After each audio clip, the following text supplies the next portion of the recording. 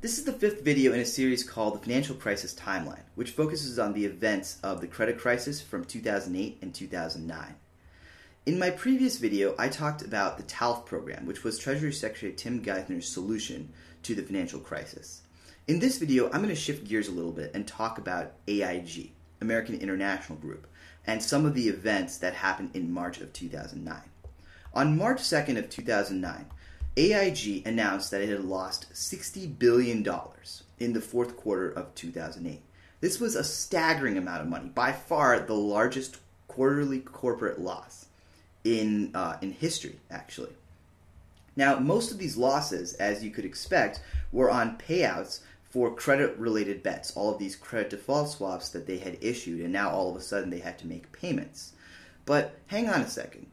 These payments, they had to be made to someone. So the $60 billion that was lost for AIG had to be a gain for someone else. So who were the people, who were the corporations that were receiving all of this money? And this was something that was very shocking.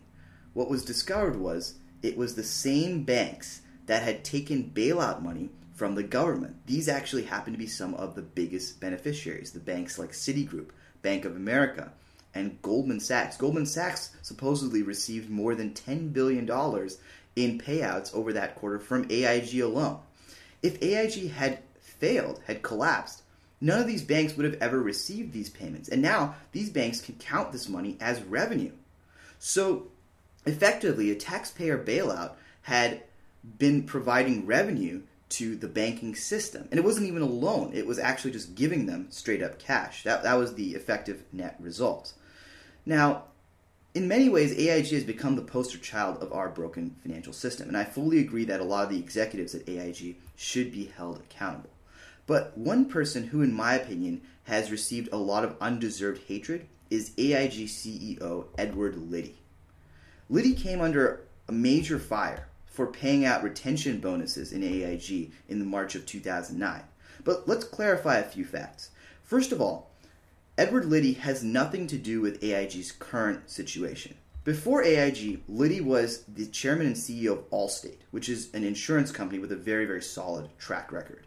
Liddy only started working for AIG in June of 2008, well after the damage had been done. He actually came out of retirement at the request of the U.S. government. He's getting paid $1 a year in salary, plus some stock options, but even then, who knows if those are going to be worth anything. So he's not really doing this for the money. He's trying to do this because he believes it's the right thing to do. He came out of retirement. A lot of people were really concerned about all of these retention bonuses. But in truth, I think the retention bonuses are more logical than they seem up front. Remember, we have made, as American taxpayers, we have made a huge investment in AIG. Hundreds and hundreds of billion dollars are on the line. So the primary goal should be to protect the investment of the American taxpayer. And let's talk a little bit about how the retention bonuses could actually improve this, could increase the likelihood of American taxpayers getting more money back at the end of the day. So let's first take a look at AIG as a company. What is the retention bonus justification?